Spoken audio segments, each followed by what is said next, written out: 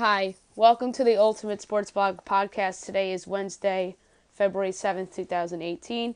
Today, I'm going to go over the latest big name all-star injury in the NBA, what it means for the league and for the team. An NBA trade that happened today, go over what went on in the NBA the last 2 days, and college basketball as well. Make picks for NBA games for tonight and Thursday, and same for college, and do my NFL mock draft. I apologize for not doing the NFL mock draft yesterday because I was not feeling well and I couldn't do it. So, first I want to start off with just the devastating news out of the NBA yesterday. Kristaps Porzingis out for the season with the torn ACL. This is a huge blow for a franchise that's really, really pretty much cursed at this point. I can't put it into words. Obviously, Porzingis' trade value is hurt. Not that they were going to trade him or anything, but this puts the Knicks basically at ground zero, and they have to start from scratch yet again. And today they made a trade to send out Willy Hernangomez, who I think Knicks fans have overrated this guy. He doesn't play defense and is poor pick and roll, to the Charlotte Hornets for Johnny O'Bryant, who they immediately waived, and 2 second-round picks for 2020 and 2021. That could potentially be good down the road because Kemba Walker might leave Charlotte in free agency eventually, and those might be good second-rounders in the near future. And back to the Porzingis injury, the only real silver lining for this is that the Knicks might, or in all likelihood, will end up with a top 5 lottery pick to pair with Porzingis once he comes back next season. And now the Knicks, I think, should go in absolute sell mode and trade all their veterans such as Courtney Lee, Jarrett Jack, Kyle Quinn, Enes Kanter, and much more of their guys. The only guy that they're obviously not trading is Porzingis at this point. NBA recap from last night's 2 TNT games. Before I get to the TNT games, 2 games I want to hit on. The Magic absolutely destroyed the Cleveland Cavaliers by a score of 116-98. And the Cavs had a 21-point lead and they blew it. The Cavs are an absolute mess right now. You could argue, even in the wake of the Porzingis injury, you can make a case they're a bigger mess than the Knicks right now. They are like the Knicks right now. And from a standpoint, so much dysfunction. What a mess. Bad owner. This reminds me of the Knicks. LeBron is not staying with the Cavaliers long term, I don't think. And they're going to be desperate tomorrow, I think, and end up trading that Brooklyn pick for something. And another notable result in the NBA before they get to the TNT games, the Toronto Raptors destroyed the Boston Celtics by a score of 111-91. Huge win for the Raptors, statement win, arguably the best team in the Eastern Conference right now. And perhaps headed for the 1 seed. Great win for the Raptors. The TNT doubleheader, the 76ers defeated the Wizards by a score of 115-102. The Sixers started the game on a 30-9 run. Never really looked back. Philly's 26-25. Washington is 31-23. Let's be honest, Philadelphia absolutely had to have this game. Washington, nice little winning streak after John Wall got hurt. Bradley Beal's been amazing. But like I said, Philly absolutely had to have this game. Joel Embiid, 27 points, 12 rebounds. Bradley Beal, in defeat, had 30-5. And the second game of the doubleheader is a very notable result. The Oklahoma City Thunder went to Oracle Arena and absolutely destroyed the Warriors by a score of 125-105. Oklahoma City improves to 31-24 to snap their losing streak. Golden State improves to 41-13. Paul George was the best player on the court, put up 38 in the win. Russell Westbrook put up 34. Kevin Durant put up 33 in the loss. And the Warriors have lost 3 of their last 4 games. I'll be intrigued to see if they make a minor trade to upgrade their bench or something. So that should be interesting. And right now I'm going to make picks for the ESPN doubleheader tonight. I can't wait for this game. Timberwolves at Cavaliers. Give me the Minnesota Timberwolves on the road. I really think the Cavs are in a free fall. I'm not picking the Cavaliers until further notice, especially on national TV. Jimmy Butler, Karl Anthony Towns lead the way, 125-104. They're going to win by 20+. Andrew Wiggins is going to be motivated playing against his former team as well. The other game's not great either. San Antonio at the Suns. The Spurs, 34-21, kind of been vulnerable lately, lost at home to the Jazz, but the Jazz are red hot right now, so I can't really fault them for losing to a hot team. But give me the Spurs on the road. Let's say 115-100. LaMarcus Aldridge leads the way. The Suns have been on national TV a lot lately for some weird reason. I've seen them a lot on these weird doubleheaders of late. And then the TNT doubleheader for Thursday. I think it's very intriguing. You have the Washington Wizards hosting the Boston Celtics. Give me the Wizards at home. I really like how Beal's playing. I think they bounce back from that Philly loss. Don't like how the Celtics played against the Raptors. I don't really trust the Celts away from TD Garden, although they have some nice road wins this season. But give me the Washington on the road. I won't be surprised if the Celtics win, but I just think the Wizards at home is the better pick. And a very enticing game on TNT in the nightcap. Thunder at the Lakers. Give me Oklahoma City on the road. Paul George is on a roll. And this one might come back to bite me because the Lakers have won 7 straight at home. And they've won against some good teams. Like, they beat the Celtics on this streak. And I won't be shocked if the Lakers win this one, but give me the Thunder on the road.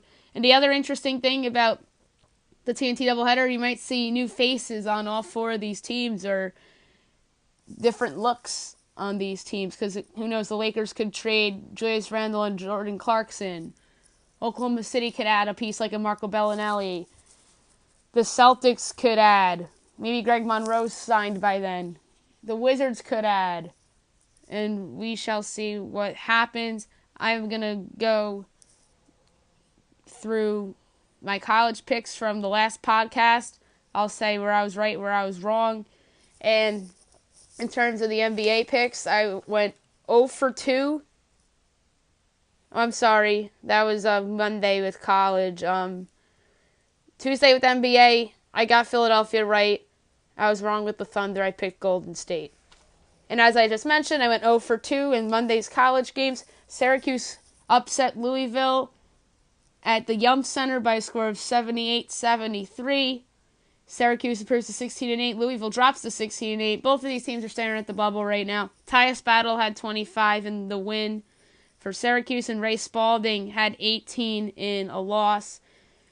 And the most notable result from Monday night, number 19 West Virginia defeated number 17 Oklahoma by a score of 75-73. West Virginia improves to 18-6. Oklahoma drops to 16-7. That's a big-time win for the Mountaineers, who got on the right track Saturday by defeating Kansas State. They were sliding bad and had some bad losses in there, such as 2 blown leads to Kansas and Kentucky at home, and then the bad loss to Iowa State at Iowa State. This is a really nice win for the Mountaineers. Lamonte West of the Mountaineers had 17 in the win, and Trae Young had 32 in defeat. That's a disappointing loss for Oklahoma, their first home loss of the year, and we shall see how both teams go from there. I'll pick their weekend games on Friday's podcast. On Tuesday's college hoops games, I went 10-4. I'll go over which ones I got wrong and which ones I got right as I go. Number 5 Xavier defeated Butler by a score of 98-93 in overtime. I had Butler on the podcast. I was wrong. Xavier improves to 22-3. Butler drops to 17-8. Great win for Xavier. Trayvon Blewett could be in the play for Big East Player of the Year. 26 points. Kalon Martin of Butler put up 34 points in a loss. Northwestern defeated Michigan by a score of 61-52. Bad loss for the 20th ranked team in the country. That was a trap game. They dropped to 19-7, does the Wolverines, and the Wildcats improved to 15-10. Big win for Northwestern to keep themselves, or to make it interesting in the Big Ten in terms of bubble teams. Bryant McIntosh had 24 in the win, and Moritz Wagner had 20 in the loss. I had Michigan on the podcast. I was obviously wrong. Number 15, Tennessee defeated number 24, Kentucky by a score of 61-59 in Rupp Arena. Impressive win for Tennessee. I had Kentucky on the podcast. I was wrong. I can't really fault Kentucky for that loss because they probably should have won that game. A lot of fluky things happened at the end. But give Rick Barnes' team some credit. They improved to 18-5. Kentucky drops to 17-7. Lamonte Turner of Tennessee put up 16 points, and Shea Gilgeous-Alexander of Kentucky put up 15 in the loss. Arkansas defeated South Carolina by a score of 81-65. Arkansas improves to 16-8. South Carolina drops to 13-11. Darrell Macon of Arkansas put up 25 in the win, and Hassani Gravett of South Carolina put up 12 in the loss. And I had Arkansas on the podcast.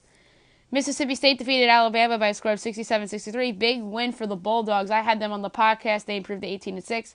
Alabama drops to 15-9. Nick Weatherspoon of Mississippi State had 18 points, and Colin Sexton of Alabama had 18 as well. I think Mississippi State's making it interesting for the bubble. I think Bama's still in. That Oklahoma win's going to resonate for them in the long haul. Number 6, Cincinnati crushed UCF by a score of 77-40. Cincinnati's probably the most underrated team in college basketball. They improved to 22-2. UCF drops to 14-9. Trevor Moore of Cincinnati put up 14. Cesar DeJesus of UCF put up 12 in the loss. I had Cincinnati on the podcast. Notre Dame defeated Boston College by a score of 96-85. Notre Dame improves to 14-10. BC drops to 14-10. If Colson comes back and Notre Dame rattles off some wins down the stretch, they can make the bubble interesting. TJ Gibbs of Notre Dame put up 28 in the win. And Jerome Robinson of Boston College, what an effort in defeat. 46 points. He's a great player. I had Notre Dame on the podcast as well. Baylor defeated Oklahoma State by a score of 67-56. I had Oklahoma State on the podcast. I was wrong. Oklahoma State drops to 14-10. Baylor improves to 14-10. Both of these teams, to me, are on the bubble. Kendall Smith of Oklahoma State put up 15. Manu LeCompte of Baylor put up 18 in the win. Providence defeated Georgetown by a score of 73-69. That was a close game. Providence improves to 16-8. Georgetown drops to 13-10. Big win for Providence. They keep themselves in the conversation. Jalen Lindsey put up 17 in the win. Jesse Govin of Georgetown put up 27 in the loss. I had Providence on the podcast as well. Number 4, Michigan State defeated Iowa by a score of 96-93. That was so close for an upset. Give the Spartans credit. They avoided the trap. I had them on the podcast. They improved to 23-3. Iowa drops to 12-14. Miles Bridges put up 25 points in the win. Tyler Cook of Iowa put up 26 in the loss. Like I said, great game. Wild finish. Give Sparty credit. And a lot of turmoil with Michigan State's school with Nassar and everything. And that was a big-time win for that program. Nebraska defeated Minnesota by a score of 91-85. I had Nebraska on the podcast. They improved to 18-8. Minnesota drops to 14-12. Nebraska may be headed for the tournament. Keep an eye on them. They're a good team. Isaiah Roby of Nebraska put up 21 points and 8 rebounds for the Huskers. And Nate Mason of Minnesota put up 34 points in defeat. And Richard Pitino won't be shocked if he gets fired at the end of the season. That team has fallen short of expectations. He was on the hot seat going into last season, and they made the tournament as a 5 seed. Who knows, one bad year could get you out of a job. We saw that with Indiana and Tom Crean a year ago. Because 2 years ago they were a 5 seed in the tournament, and then last year he was fired. I could see the same thing happen with Richard Pitino, especially after what happened with his father at Louisville. I could just see that happening. And I had Nebraska on the podcast if I didn't mention that.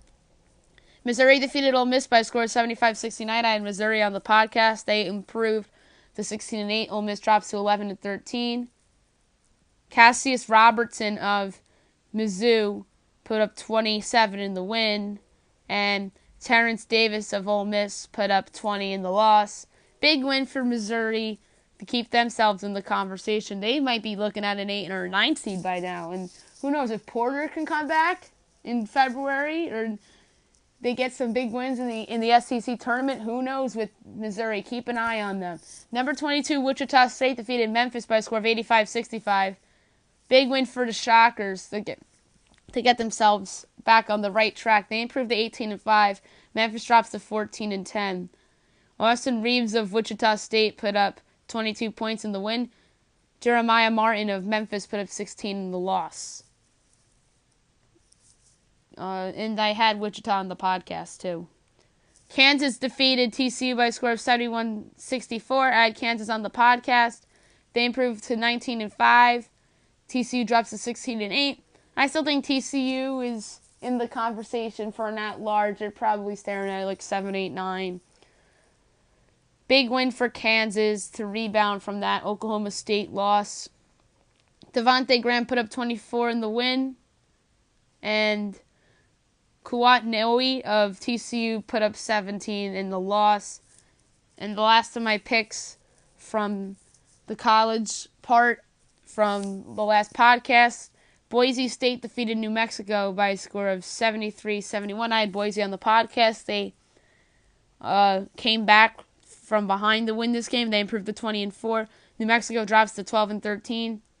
Christian Senkfelder of Boise put up 24 in the win. Anthony Mathis of New Mexico put up 17 in the loss.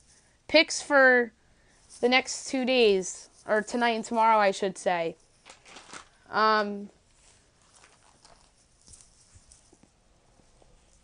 We have Penn State hosting Maryland. Both of these teams are probably on the bubble.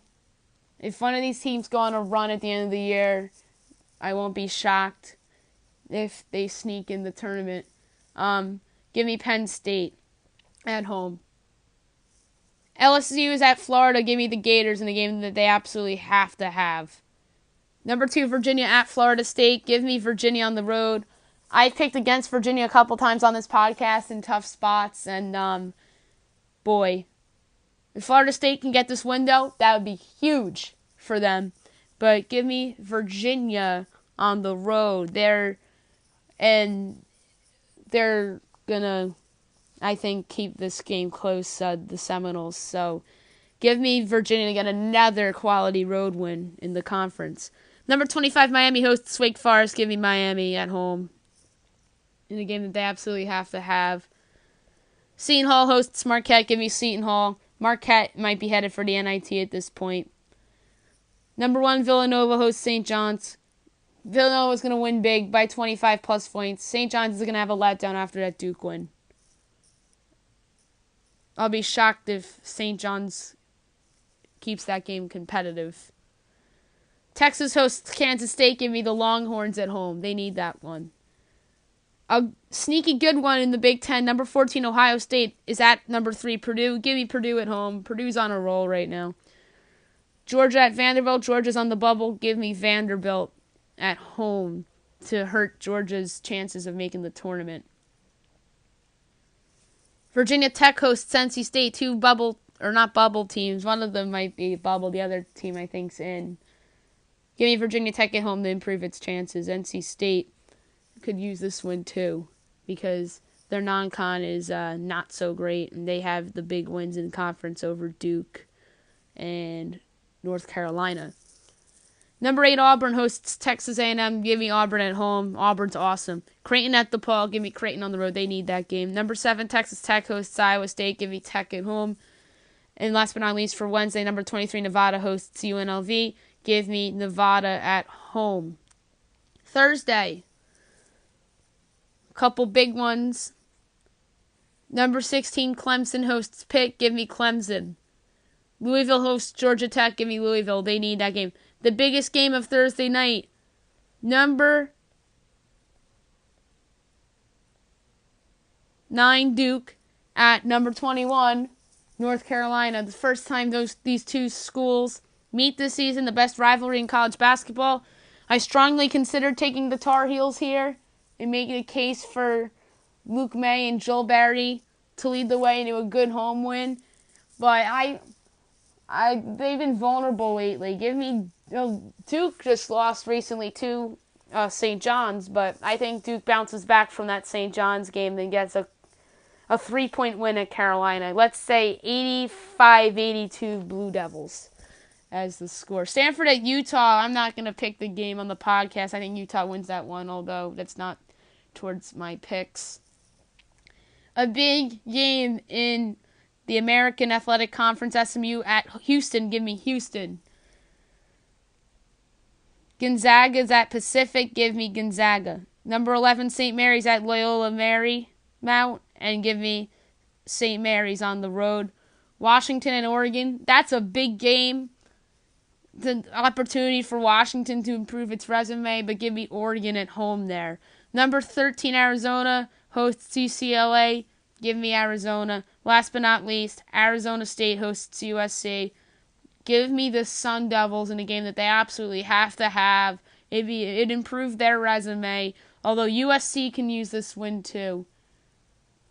Next, I want to go over my mock draft real quick before I sign off. I'm going to go through 1 through 32. The first time I did a mock draft on the podcast was a couple weeks ago. I just did 1 through 10. I'm going to do 1 through 32 and just sprint through this. Number 1, Cleveland Browns, Sam Darnold, quarterback, USC. The Browns are insistent to snag a potential franchise quarterback in this draft, and Darnold would seem the best bet here. They passed on Carson Wentz and Deshaun Watson in the past 2 drafts. They regret that badly. The New York Giants at number 2, Josh Rosen, quarterback, UCLA. Rosen openly admitted that he did not want to get drafted by the Browns, so the bet is that he gets picked here by the Giants. They don't necessarily have to draft a quarterback in this spot, but they don't get to pick in the top 5 often, so this would be their perfect opportunity to draft Eli Manning's successor. Number 3, Indianapolis Colts. I have them taking Bradley Chubb, defensive end of North Carolina State. This is a pick of need and not necessarily best player available. That said, Chubb would be a great pick here since he's a 3-down back that would help them stop the likes of Deshaun Watson and Marcus Mariota within their division. Number 4, Cleveland Browns, in courtesy of the Houston Texans. Saquon Barkley, running back, Penn State. The Browns have to go with the best player available here. That's Barkley. If they come out of this draft with both Darnold and Barkley, it's a huge win for a franchise that could use young blood that would boast a ton to their franchise, and it's a win for their new front office too. Number 5, Denver Broncos, Baker Mayfield, quarterback, Oklahoma. If the Broncos lose out on the Kirk Cousins sweepstakes, they can look to draft Mayfield, who has skyrocketed up many mock drafts recently. I'm intrigued by the fit because the Broncos have talent and they don't really have a long-term answer at quarterback. I think they whiffed on the Paxton Lynch pick, and Trevor Siemian doesn't look like the long-term answer. Mayfield could be the long-term answer for them. Number 6, New York Jets, Denzel Ward, cornerback, Ohio State. If the Jets lose out on the Kirk Cousins sweepstakes, this pick would more likely be a quarterback. Let's go with Ward here, who fills a need at cornerback to go with the 2 safeties they picked in last year's draft. Number 7, Tampa Bay Buccaneers, Minkah Fitzpatrick, defensive back, Alabama. This would be a steal here for Tampa Bay. This also would fill a potential need with Brent Grimes and TJ Ward set to leave in free agency. Fitzpatrick also brings versatility in which he can play both defensive back positions as well. Number 8, Chicago Bears, Calvin Ridley, wide receiver, Alabama. The Bears have a huge need at wide receiver, and Ridley fits the bill. Ridley brings a downfield speedy option on the outside, and the Bears have lacked that for a few years now after losing Alshon Jeffrey and Brandon Marshall within the last couple of years. Number 9, San Francisco 49ers, Quentin Nelson, guard, Notre Dame. The Niners would be getting a steal if Nelson lasts until the 9th pick, as he's one of the few blue-chip prospects in this draft with a relatively high floor. He'll help protect Jimmy Garoppolo as the Niners build Garoppolo's supporting cast. Number 10, Oakland Raiders, Roquan Smith, linebacker, Georgia. The Raiders have a need at the off-ball linebacker position, and Smith would fill that need. Smith brings speed and athleticism, and that would be another dimension to a young defense. Number 11, Miami Dolphins, Marcus Davenport, defensive end, UTSA. Davenport is a bit of a wild card pick since he's from a group of 5 school. The Dolphins are an interesting landing spot for Davenport, considering that defensive end isn't necessarily a need for the Dolphins, as Davenport can rotate with Cameron Wake and potentially replace Wake down the road. Number 12, Cincinnati Bengals, Mike McGlinchey, offensive tackle of Notre Dame. The Bengals have to come out of this draft with a better plan for their offensive line after the disaster of 2017, and McGlinchey is a great step in the right direction. He has proven himself again as some of the country's best edge rushers during his Notre Dame career. He'll improve both the pass and run blocking for a team that desperately needs it. Number 13, Washington Redskins, Tremaine Edmunds, the linebacker of Virginia Tech. The Redskins are an ideal landing spot for Edmunds, who can thrive immediately with an underrated defensive line behind him. He brings a combination of size and athleticism that can change the way the league views a traditional linebacker. Number 14, the Green Bay Packers, Derwin James, the strong safety out of Florida State. Perhaps the fast defensive playmaker in the draft, James is the new NFL prototype as a safety capable of producing against the run or both in man and zone coverage. Florida State also used him as a pure edge rusher where he regularly pressured the quarterback. Number 15, Arizona Cardinals, Josh Allen, quarterback, Wyoming. If the Cards miss out on Cousins in free agency, they'll look to draft the quarterback, and Allen is the choice here. Drawing comparisons to Carson Wentz, Allen might have the most upside of any quarterback in this draft due to his arm length, size, and athleticism. Number 16, Baltimore Ravens, Orlando Brown, offensive tackle, Oklahoma. The Ravens would be wise to trade down for a wide receiver, but instead they can get a possible steal here with Brown. He'll help protect Joe Flacco and bolster the running game. Number 17, Los Angeles Chargers, Daron Payne, defensive tackle, Alabama. The Chargers pose what is arguably the best edge rushing duo in the NFL with Joey Bosa and Melvin Ingram. Adding someone like Payne would only make that defensive line better. Number 18, Seattle Seahawks, Josh Jackson, cornerback, Iowa. Jackson here would be a total steal and would boost what is an aging Legion of Boom. He led the nation in interceptions, and the Seahawks would love his height and athleticism to go with that secondary. Number 19, Dallas Cowboys, Rashad Evans, linebacker, Alabama. Alabama continues to churn out linebacker prospects, and Evans brings an athletic presence who can fill multiple roles. He was more of an edge defender early in his career, and he pressured the quarterback on 67 of his 284 career rushes. However, he also showed well into a more traditional role over the last 2 years. Evans brings a much-needed speedy playmaker to the Cowboys' linebacking corps. Number 20, Detroit Lions, Vita Vea, defensive end, Washington. Vea, a massive presence in the middle of the defensive line, will go a long way towards fixing the deficiency, while also providing enough quickness to penetrate into the backfield on some third downs. Number 21, Buffalo Bills, Mason Rudolph, quarterback, Oklahoma State. Tyrod Taylor's tenure with the Bills is over, so they should take a quarterback with one of their 2 first-rounders. Rudolph's an experienced pocket passer with nice downfield touch. Number 22, Buffalo Bills via the Kansas City Chiefs, thanks to the Patrick Mahomes trade from last year. Maurice Hurst, defensive tackle, Michigan. Hurst doesn't have the size that teams are generally looking for in an interior defensive lineman, but his quickness more than makes up for that deficiency and makes him, in particular, a great threat rushing the passer on third downs. Los Angeles Rams at 23, Isaiah Oliver, cornerback, Colorado. Oliver has some good size and has the potential to be a solid pro. The Rams have a need in the secondary, and Oliver would be a nice fit. Number 24, Carolina Panthers, James Washington, wide receiver, Oklahoma State. This would be a great fit considering the Panthers have a receiver need after trading Kelvin Benjamin away. He has the speed and route running to be the first receiver off the board in a wide receiver class with no clear-cut favorite at the top. Number 25, Tennessee Titans, Harold Landry, outside linebacker, Boston College. What a steal this would be for the Titans. Harold would be the projected much higher than this had he not suffered a midseason injury, and he would have a great impact on this Titan defense. Number 26, Atlanta Falcons, Cortland Sutton, wide receiver, SMU. Sutton put together back-to-back seasons of 1,000 yards and 10 touchdowns, and he scored 32 times in all 3 seasons with the Mustangs. He would be a nice second receiving option for Matt Ryan behind Julio Jones. Number 27, New Orleans Saints, Malik Jefferson, outside linebacker, Texas. The Saints should be happy with the play of Monte Teo in the middle, but they need to surround him with more talent at the position. Enter Jefferson, a top recruit coming out of high school, who has the sideline-to-sideline speed to stick on the weak side and play all three downs for the Saints on their young rising defense. Number 28, Pittsburgh Steelers, Carlton Davis, cornerback, Auburn. Picking Davis here would turn the Steelers' secondary into a strength, with him joining Artie Burns and Joe Hayden if Hayden sticks around. The Steelers would love his physicality and has more of it than Artie Burns. Number 29, Jacksonville Jaguars, Isaiah Wynn, guard of Georgia.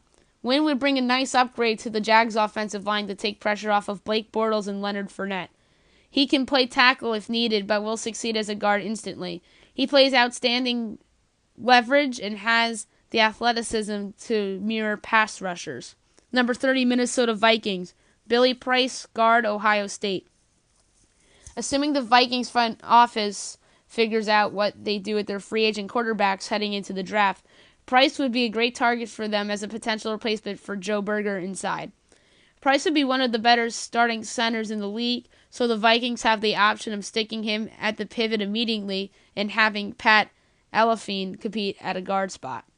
Number 31, New England Patriots, Taven Bryan, defensive end, Florida. The Pats have a need here and can use youth at the position, and Bryan would be a good fit. If he plays to potential, he could draw comparisons to J.J. Watt. And last but not least, the new Super Bowl champion, number 32, Philadelphia Eagles, Chukwuma Okorafor, offensive tackle, Michigan. Okorafor is in the mold of a franchise left tackle, and he has traits that suggest he'll become exactly that. If he has the point of attack strength, he'll be a monster in the NFL. Before I go, I want to quickly preview the NBA trade deadline and go through what I think could happen. The Atlanta Hawks, I think, most likely to go. Marco Bellinelli and Ersan Ilyasova, Kent Bazemore, potentially as well. The Celtics are signing Greg Monroe after he got bought out by the Phoenix Suns. Marcus Smart's available, but I don't see anybody trading for him, at least right now. The Brooklyn Nets, DeMarre Carroll could be on the move. Joe Harris could be on the move. Won't be shocked if Spencer Dinwiddie gets moved as well. The Charlotte Hornets, they traded for Willie Hernan-Gomez today. I heard Malik Monk's name out there, but I wouldn't trade him. He has potential, and I think the Hornets are making a mistake by not playing him. Kemba Walker's name's been rumored. So is Nick Batum. Marvin Williams could be moved. Won't be even shocked if Dwight Howard's name is thrown out there at some point tomorrow. The Chicago Bulls traded Nikola Mirotic to the Pelicans for Omer Asik in the first-round pick. There's more in that trade, too.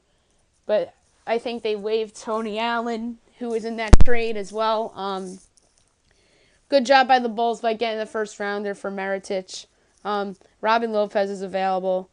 And that's pretty much it from a Bulls perspective. If I'm the Bulls, I actually would put Justin Holiday out there, too, to see what you can get for him potentially. The Cleveland Cavaliers, what a mess. There's rumors out there that the Cavs were going to ask LeBron to waive his no-trade clause. He's not doing that. I think LeBron wants to improve his team. I had Isaiah Thomas on the untouchables list. He's not that. Can be had, I think. J.R. Smith might get moved for George Hill, potentially. Channing Frye, same thing. Shumpert could be on the move. Maybe the Cavs trade one of those pieces for something better, like a Hill. Maybe DeAndre Jordan. We'll see. I think I'm very fascinated to see what the Cleveland Cavaliers do.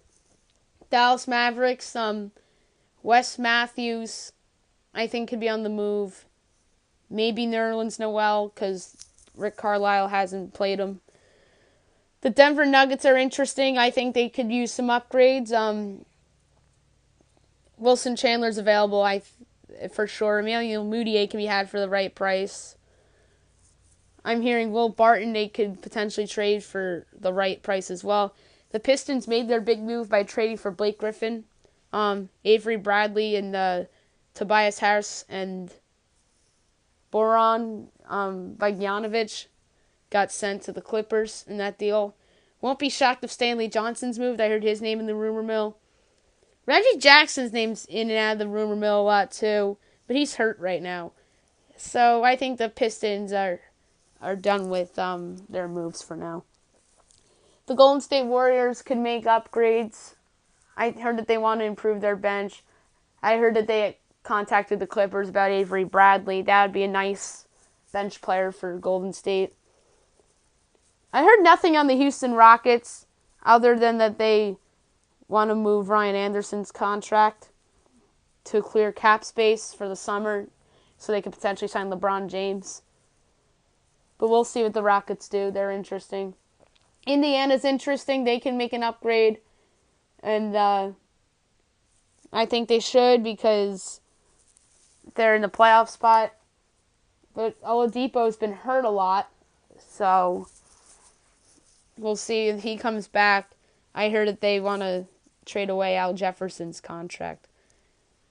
The Clippers did something curious today by extending Lou Williams. I think that was a mistake. They should trade him because they're not going anywhere with the team they have. They're taking calls on Bradley. Jordan could go tomorrow. Who knows? Maybe they extended Lou Williams and then they just so they could try to get more for Williams. That'd be interesting. But we'll see if they stand pat or not. They already traded away Griffin. They have more assets now that they got rid of Griffin. And like I said, Bradley could be on the move again as well. The Lakers, there's an interesting report out by ESPN's Ramona Shelburne and Adrian Wojnarowski the other day that they have their eyes on the free agent class of 2019 instead of 2018. Do they know that LeBron James isn't coming? Do they think that they aren't getting LeBron? That's what that tells me. So I think it's unclear whether they move Clarkson and Randall or not. So we'll see about the Lakers. The Memphis Grizzlies are definitely moving Tyreke Evans. They probably should get a first-round pick for him. The Miami Heat are interesting. They're looking to upgrade. Maybe they use Winslow to try to upgrade. They're interesting. The Milwaukee Bucks made their trade the other night, trading for Tyler Zeller of the Brooklyn Nets. He's just a backup for them. We'll see if they do anything else. They're in the Jordan conversations too. Minnesota Timberwolves can use an upgrade on their bench. I know Shabazz Muhammad wants out of there, so I think they could either trade him or buy him out. And they're an interesting team to watch.